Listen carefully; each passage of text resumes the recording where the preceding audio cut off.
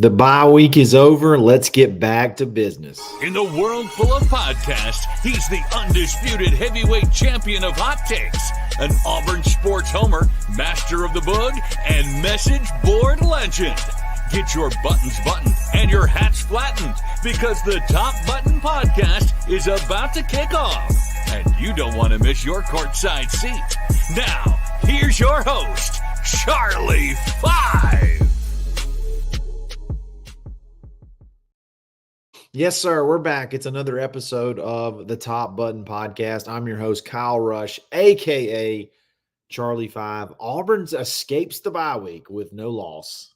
So let's get fired up. No, we have our bye week this week. The SEC had some incredible matchups. Should give us a pretty good idea of what we have to look for over the next 6 weeks, especially the next 3, where you really need to go on a run. We'll talk about those.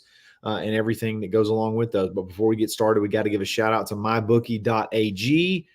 Use that coupon code next round for a double up deposit bonus. Give them $250. They're going to give you $250 more back to play with, absolutely free by just using that coupon code. You can get all kinds of college football lines, NFL lines, doesn't matter. You name the sport, they got the line for it. So mybookie.ag. Auburn is done with their bye week, so it's back to business. Some guys got to go home for vacation. Guys got to go see family over the weekend. Got to watch a little bit of football elsewhere. A lot of things, but overall, we're done. We're done with the bye week. We're done with the break, much needed break, and now it's time to get back to business. It's time to get ready for a very, very gettable stretch of games, a very, very gettable stretch of 3 games where Auburn could, if we're being honest, Auburn's good enough to go on a run right here to go over the next 3 games. You could really win the next 3 games. It's not going to be tough. It's not going to be easy. It's going to be tough. It's not going to be easy, but we'll see. We'll have to obviously see what happens. Let's talk a little bit. We don't typically do this. We typically just talk about Auburn. So let's talk about the rest of the SEC and what we've seen so far, and then an overall theme that I'm seeing that I think is going to be something to pay attention to moving forward. So obviously Missouri's the big one. Okay, Missouri's the next game that we have up, and they just absolutely beat the you-know-what out of Massachusetts 45-3. One of their leading receivers, Luther Burden III, he has 4 touchdowns on the year. I think he got dinged up in that game. So that's definitely going to be something to watch over the next week. Watch those injury reports. What happens with Luther Burden, because he helps make that offense go. They're not mega explosive as I thought. Like when you actually go back and look at the numbers, they're not just like super duper explosive. And you know what? Their schedule for the most part has been trash. Pure, unadulterated trash. I mean, they start off Murray State 51-0. Have a party. Buffalo 38-0. Throw confetti. Boston College, they sneak out a win there. They go to double overtime versus Vandy, which is basically is becoming the best win on everybody's schedule. If you play Vandy and knock them off, they could make a run for the AFC North, apparently. And then Texas A&M, they get completely railroaded 41-10, and then they play UMass and they beat on those children 45-3. So that's the big game. To me, that's the big game that we have to win, in my opinion. Auburn has to win that game, and you get to play them with a week off. Technically, they kind of got a week off too, but you play them a week off and you play them at 11 o'clock. So I think that could be a game. Defensively, they're not just spectacular. They're good enough. And then offensively, I think they're just middle of the pack. They're just middle of the road offensively as well. So Auburn's kind of played right there in that sweet spot as well on both sides of the ball. So can you limit the turnovers, protect the ball, and just sort of win ugly? Vanderbilt does this. Like, Vanderbilt obviously knocks off Kentucky, and we're going to get to that Kentucky and Vanderbilt in just a minute. But, like, can you win a game ugly? I know we want to win games pretty where we just blow folks out, cover the spread, all that good stuff. But hey, let's win a game ugly. Let's win one. I think winning in a week in general the value of just a win in general is going to become more and more important than how you win, I think, in college football in general moving forward. I mean, just go look at some of the games. I mean, last week you had I don't know exactly the number, but you had at least over 5 of the top 20 teams in the country lose. You had 1, I think 2, 9. I mean, there was a bunch of top 10 teams that lost last week. And then this week, obviously, you had Alabama kind of on the ropes a little bit at home versus South Carolina. And I know a lot of people, especially Auburn fans, laughing a little bit. Hey, Alabama's got to get it together. Alabama's falling apart, blah, blah, blah, blah, blah. Hey, at this point in time, everybody's got players. You just got to win. And Vanderbilt is a prime example of that. They are just figuring out ways to win. It's ugly on every single metric that you can possibly come up with. It's gross, but they're figuring out ways to win. And Auburn's got to do that, and they got to start it this weekend. So Missouri obviously coming up. It's not, to me, of the conference games you're going to play, even counting Vanderbilt, this could be the easiest conference game I think that you're going to have. And that's with Vanderbilt at home. It's kind of crazy to say that, but I think if you talk about must win, as far as Auburn needs to have wins this year to possibly sneak their way into a bowl game or at least salvage something out of the year, this is one that's a must have. It's almost a must have. So I'm going to be interested to see how the storylines come out this weekend. There was no press conferences this past week, so you'll start to hear a lot of the rhetoric, the matchups, the questions that are asked about, Auburn versus Missouri, what to expect from them. You'll hear a lot of that throughout the week, and we'll talk about those. And then obviously the injury reports. Who's ready? Auburn was dinged up, really, really needed this week off to kind of rest and get better. All of that stuff is going to be very, very important moving forward. So we got Missouri coming up. I want to hit the SEC as best as I can. You got Kentucky next. Look, Kentucky has I don't really know what to expect out of Kentucky because they play really, really good defense. Okay, so they're not a bad defensive team at all. They play really, really good defense, but their offense is putrid. And I'm not talking about from an Auburn standpoint where they turn the ball over. They just don't move the ball, period. They just do not move the ball at all. Brock Vandegrift, the guy that, bless his heart, Auburn expected to have him transfer here every single year. It seemed like that the transfer portal was open.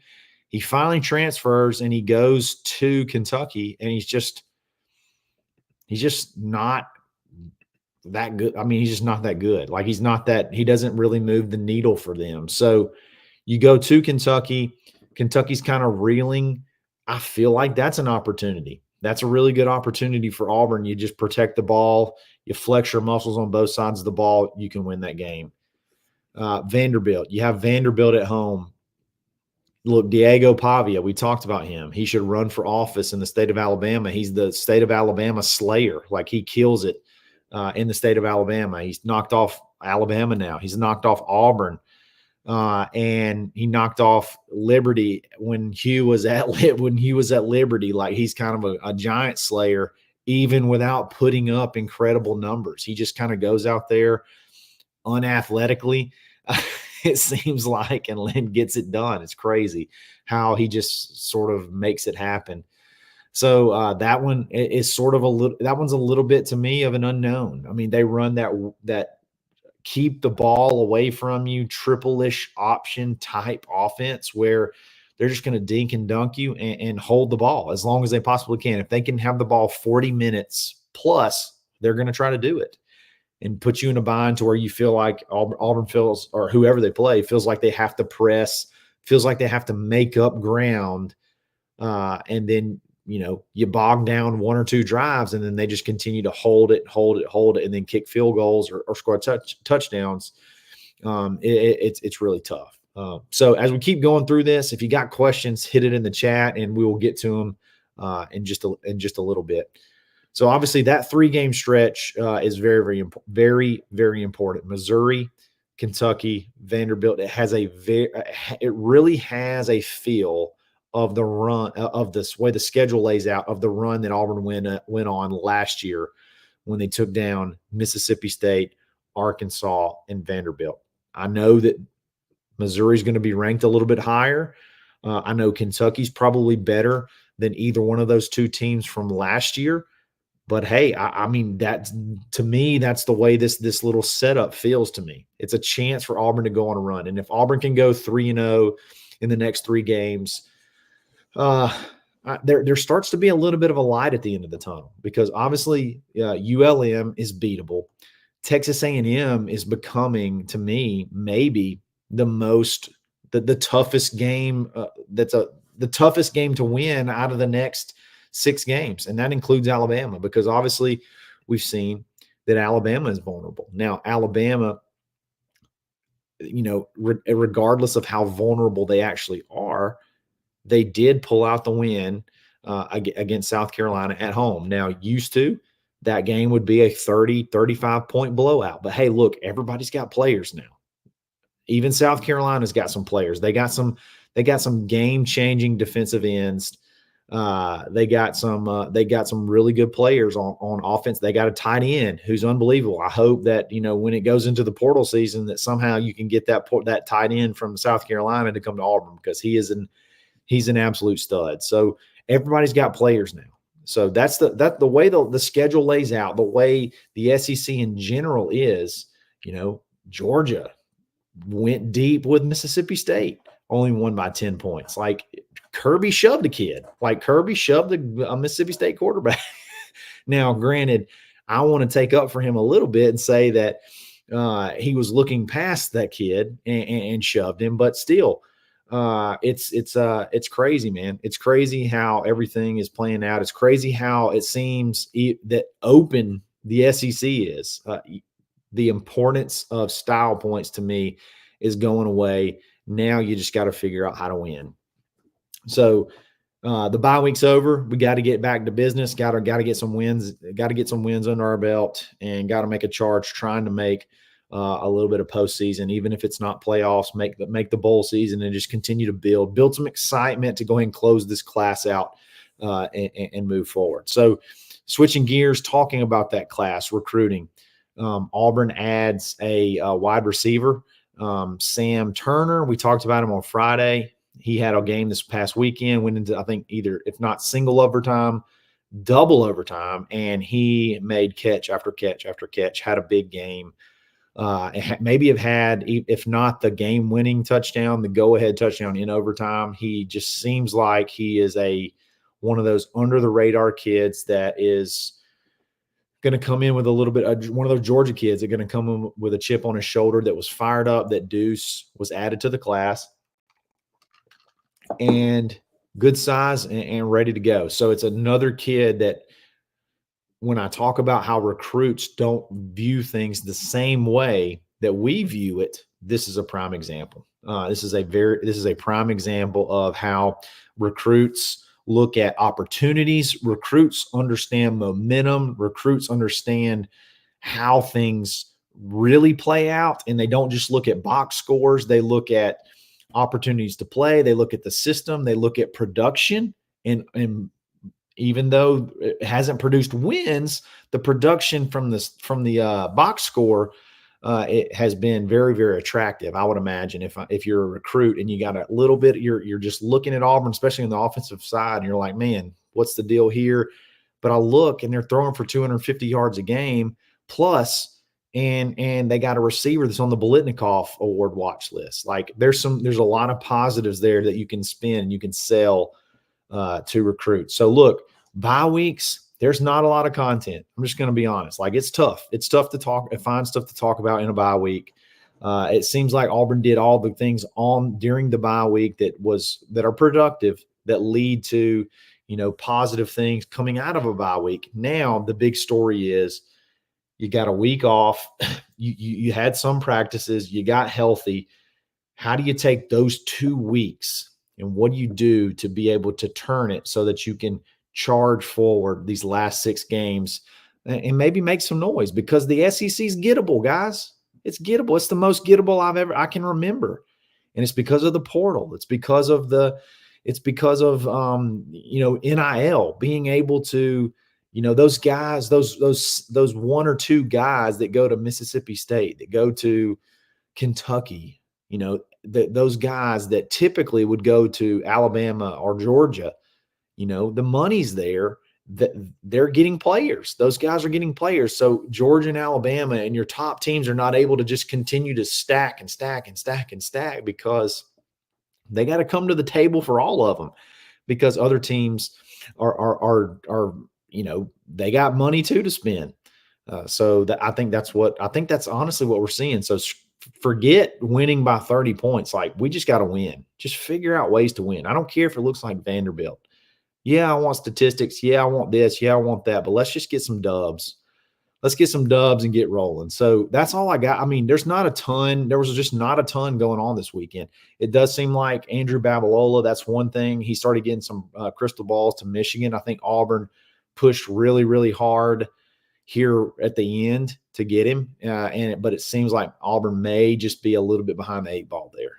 He's really, really tight with the head coach there. Michigan's got obviously they've churned out first round offensive linemen, top draft pick offensive linemen over and over again. So he's a very level headed kid. So I'm sure he has weighed it all the way out. And NIL is probably the last thing on the menu, so to speak. And it seems like it's headed that way. It seems like it's headed that he goes to Michigan. And if that's the case, I think Auburn's done on the offensive line. You may still try to go out still push for Malachi Goodman to see if you can flip him from Penn State.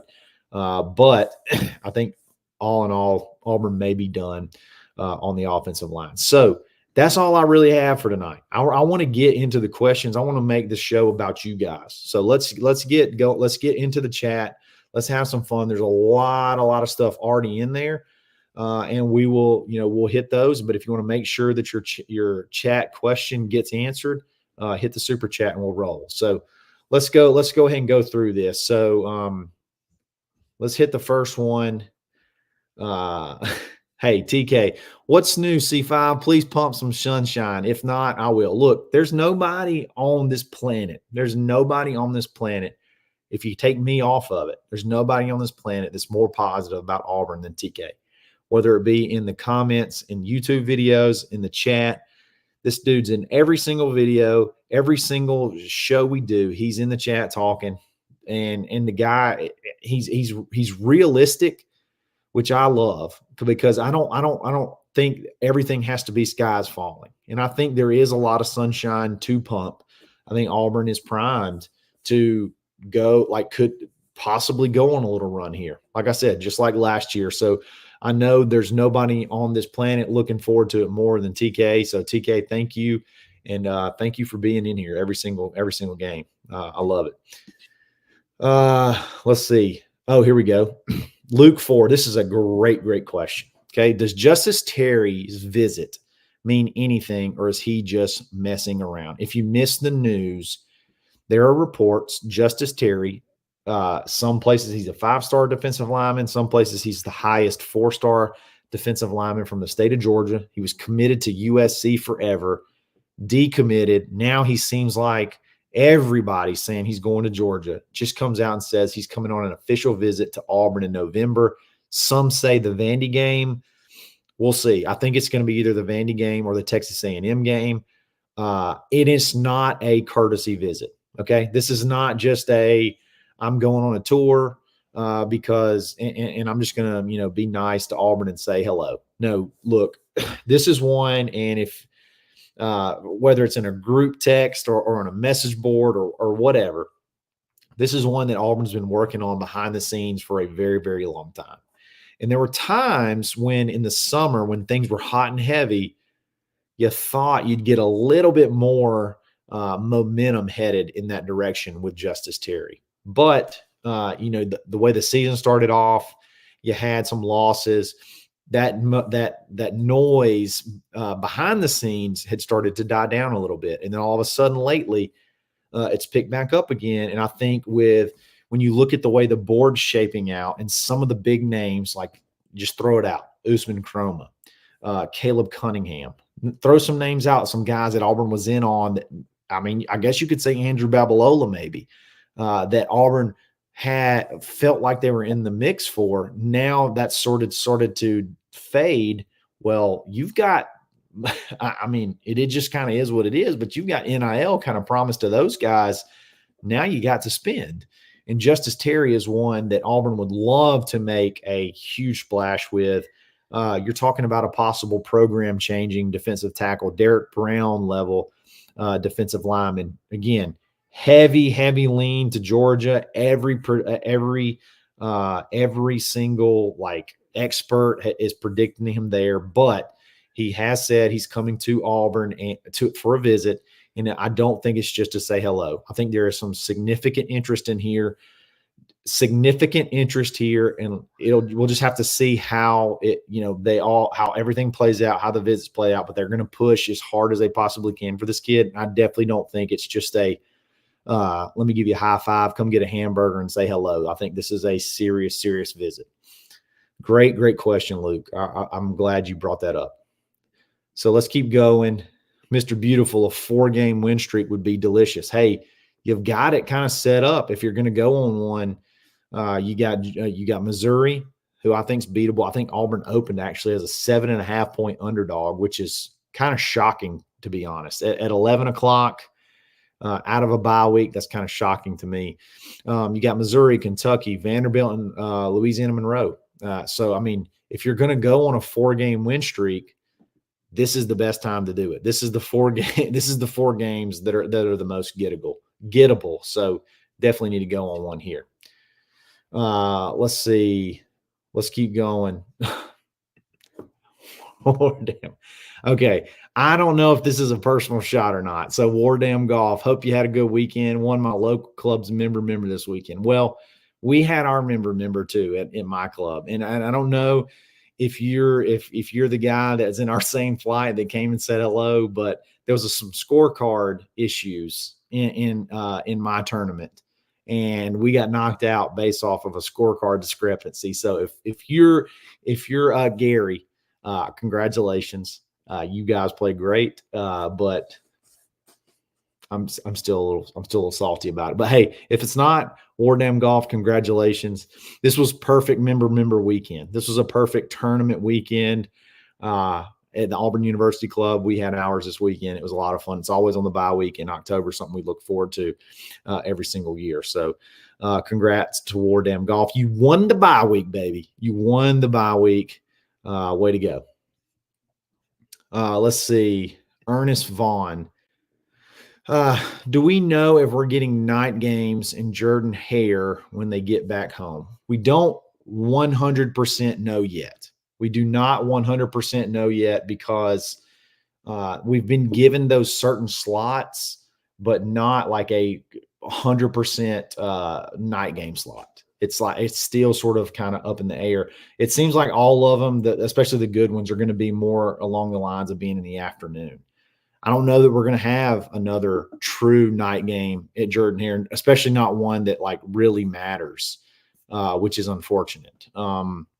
Even the ULM games at 11:45, Kentucky's away game is at night. Vanderbilt's at home. It's early. Texas A&M's in that flex spot, which flex means anywhere from 2:30 to 5:30.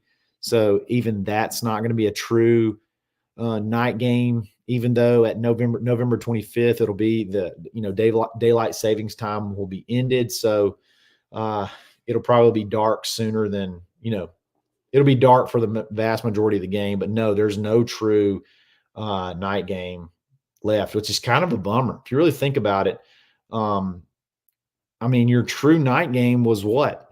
New Mexico and or Alabama A&M. That's just not ideal. At Auburn. So we got to hopefully get those scheduled. You know what else? You know what solves that, though? You play better, you're the primetime game. So you win games, you become the primetime game, and then you're playing night games instead of 11:30 and 2:30 games. So I don't know. Again, I don't know if that's a – I don't know. That's kind of it for the rest of the season. There's just not any – there's not any true night games, which is kind of a bummer. Let's keep going. Let's keep going here. Let's see here. NH3425.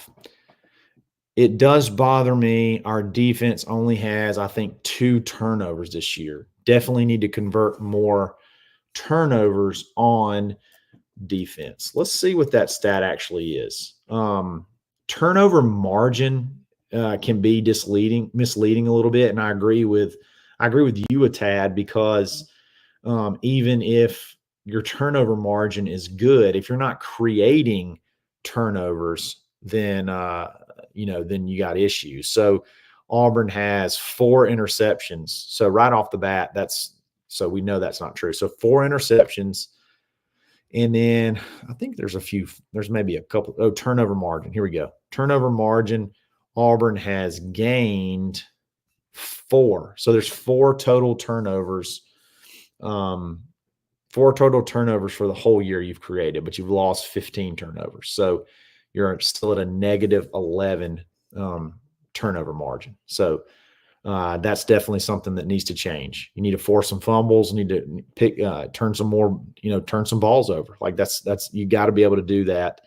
But yeah, it's a little bit more than 2, but not much more than 2. So yeah, you got to create more turnovers. But all in all, I mean, it's hard to complain about how the defense has played. I feel like they've kept us in every single game this year to be able to try to win. All right, let's keep going.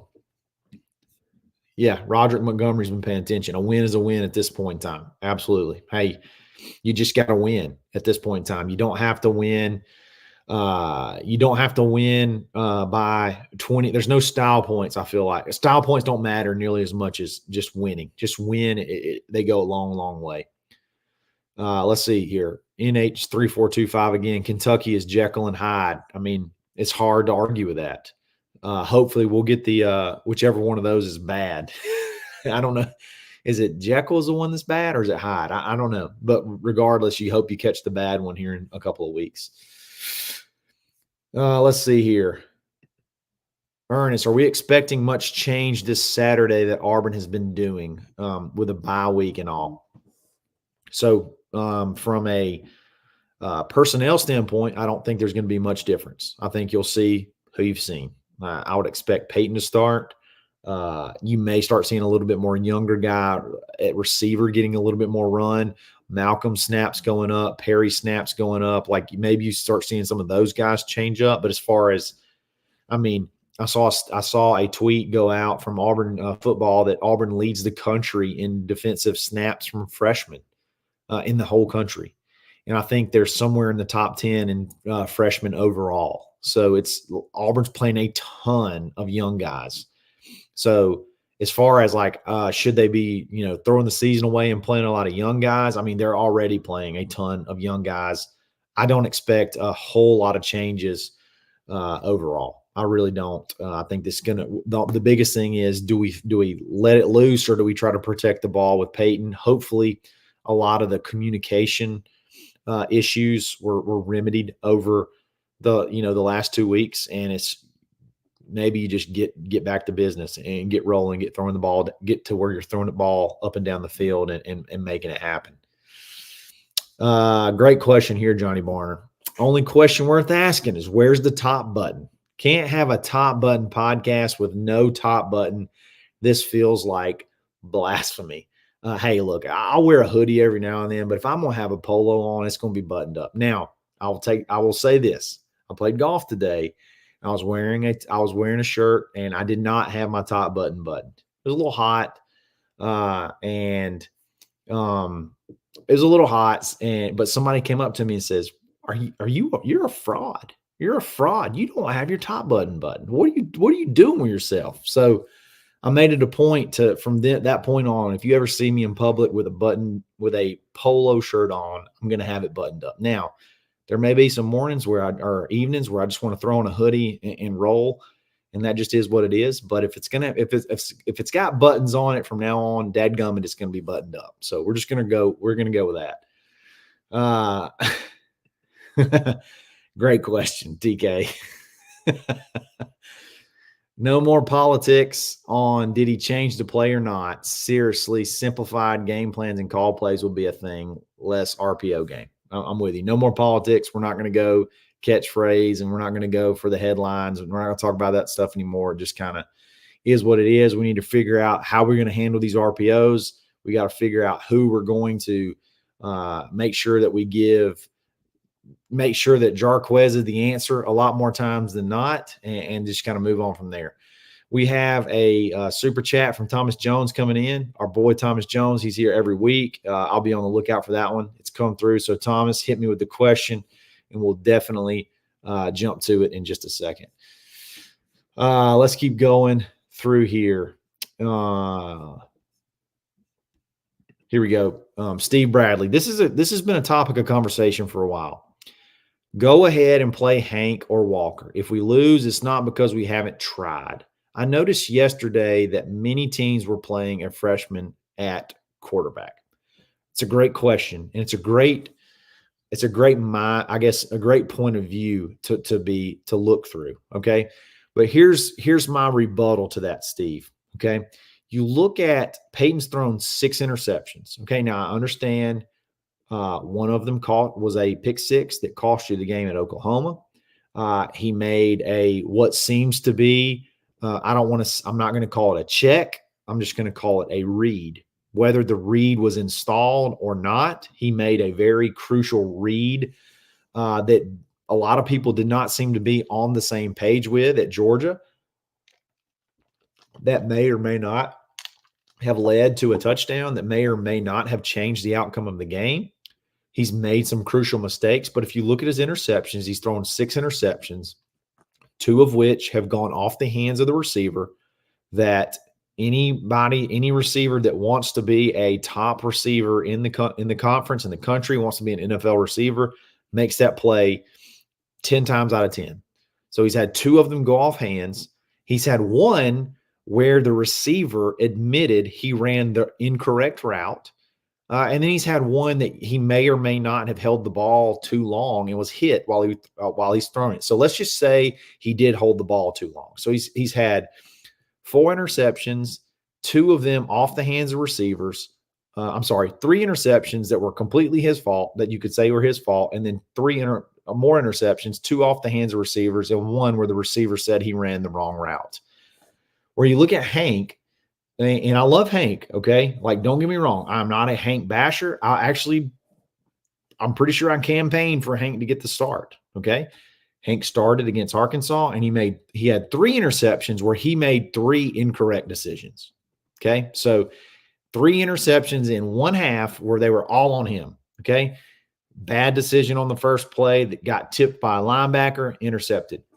God-awful decision on the second one where he just stared down the receiver, and it was intercepted. And then he sailed one on the last one, and it ended up getting picked off. So, I mean, on top of that, you're probably going to bring in a portal quarterback to be the starting quarterback for 2025. So, as far as building for the future, that I don't think either one of those guys are going to be starting next year. So it seems sort of like a throwaway. And still, I go back to, I think Peyton gives you the best chance to win. So do you want to try to win? What's the best way that you can possibly win 4 out of the next 6 games, 3 out of the next 6 games, whatever? I think it's with Peyton. I don't think it's really I really don't think there's much of an argument. I really don't think there's much of a discussion otherwise. I think Peyton gives you the best chance to win. I totally understand playing young guys, trying to move forward. But I think this team, I think it's unfair to put in the guy just because he's a freshman and not the guy that gives you the best chance to win. So I think Peyton's the guy for the rest of the year. But I understand your point of view. Let's keep going. Let's see. There's a good question. James Rutan. Harder game, Vandy or Missouri?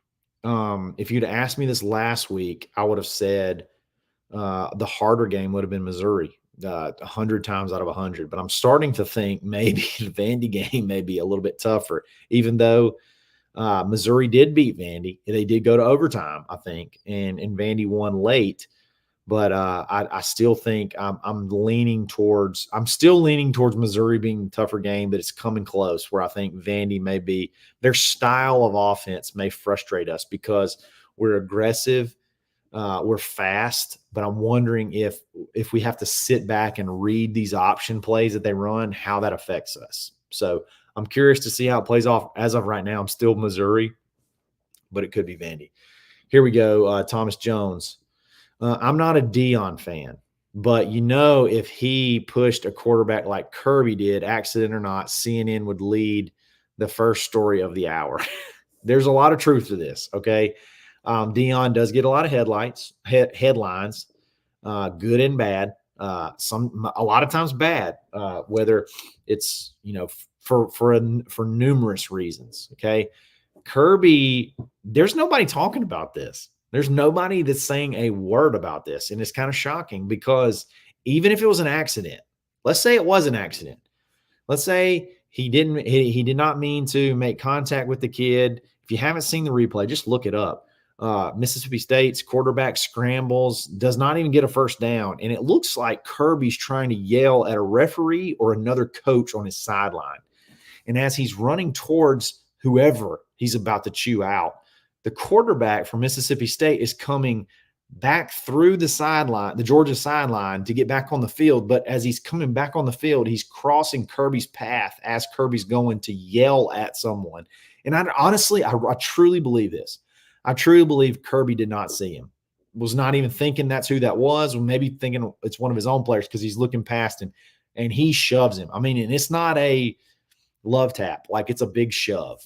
I'm with Thomas a little bit. I think if that had been Deion, it would have been a lot bigger story, but it's kind of shocking to me that you don't see this anywhere. So it's I think he at least needs to, answer a question or two about it. So guys out there, media guys that like to ask really dumb questions that are irrelevant, somebody ask Kirby about that. Let's ask Kirby about that shove. Like, hey, what was the deal there? Did you see him? What's going on?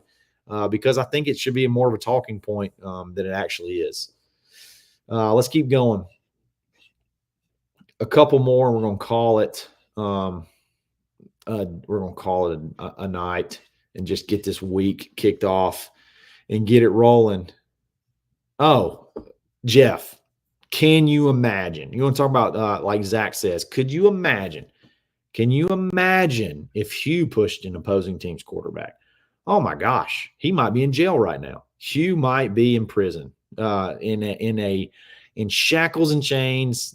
They would be singing from the rooftops. We got to do something about Hugh. He's reckless. He's this. He's that. Oh, there's no doubt. It would be awful. Let's see. This is a good question. If you could pick any possible transfer quarterback, who you picking? Who should the AU fans be looking for? Well, look. All right, let's just go with – let me pull up college football stats right now. We're going to go to national leaders, and we're going to go passing. So let's go to passing. We're going to look at guys that could possibly come back next year. You got obviously Josh Hoover from TCU. I want a Power 5 guy that got some experience. So you got Josh Hoover from TCU. I don't think he had a great game this past week, but that's somebody to watch. Let's see. Looks like Cincinnati's quarterback, Brendan Sorsby, is a pretty decent little player. Obviously, you got Eli Holstein from Pittsburgh, but Eli Holstein is a freshman. So do you want to bring in that guy and just send a nuke off in your quarterback room? Honestly, the guy that sort of jumps out to me on this list of guys that's really a possibility maybe is Noah Fafita from Arizona. I think he's having he's thrown a bunch of interceptions now. That's something to definitely look at, but he's not necessarily surrounded by a ton, but he's been a pretty decent little quarterback for Arizona. that could be a name to watch. I don't think there's really any legitimate name to watch for yet because it'd be kind of illegal if there was. It'd kind of be against the rules if a name was out there. But if I had to pick just based off this list, I mean, I like Gio Lopez from South Alabama, even though he's a freshman and it's a non P5 school. But if I had to pick somebody, I guess I don't know. I really don't know. Maybe Josh Hoover. Let's see. Against Stanford, I say he was bad. Hell, he was no, that was the first game. Against Houston, he was let's see. He was 23 of 37 in a loss for 233, 2 touchdowns, 2 interceptions. He's thrown 6 interceptions over the last 3 games, but he's thrown for a pile of yards. He's thrown for over 2,000 yards already, 16 touchdowns and 6 interceptions. So I guess if I had to pick somebody, I'd say Josh Hoover from TCU. That's who I'd roll with. I think he could probably run Hughes' offense pretty well. Obviously, you got to think about Caden Salter. There's the connection there. So I mean that's going to be a guy that's going to be at the top of the list for a while. So I'm going to let's answer 2 more and then roll with it and then call it a night. This one's just from Freeze. What do you think of the backup quarterback situation next year? Portal starter. We need a backup that can win games. Well, I mean, you're going to have Hank Brown, unless he goes somewhere, which he shouldn't. It would make no sense for him to. You're going to have Hank Brown, Walker White, and Deuce Knight. And I mean, I guess if Holden Garner too, unless Holden goes somewhere, which he seems like he's going to be an Auburn guy until they kick him out, and he's going to be Van Wilder at Auburn. but yeah, I think you got a pretty decent backup situation next year. There's not many guys that I think across the country that you could go to as a backup and feel comfortable they're going to be able to win games. But I think you could go to Hank in a tie after an injury and still be okay. Feel like you can win games. So I think you get a portal guy, see what happens on your roster. And if you lose another one, bring in another young portal guy. But all in all, I think you're going to go into the year next year with 4 guys, one of them being a one and done. And then you're going to have an all-out brawl for the quarterback spot in 2026. I think that's kind of what I see. I think that's going to be it for tonight. I think that's really good bye week chatter, really good bye week talk. I don't know how much more we can add to this, but we got to get back to work this week. We got to get back to the grind and figure out find ways to win games. And I think that's going to be the key moving forward. It doesn't matter how it looks. Does not matter what the box score says. Doesn't matter what the stats say. Got to come out with some dubs. Got to come out with something you can sell and feel good about moving into 2025, like finishing out this class and getting ready for next year when the pressure is going to be up and everybody's going to be kind of expecting you to make a run. So, guys, I really appreciate you joining in. If you like this video, like it. If you like this channel, subscribe to it. Tell a friend about it. And we're going to be back every single day this week. It's game week, and we are ready to get back after it. It's another episode of the Top Button Podcast. Stay buttoned. Thanks for listening, and drive home safely.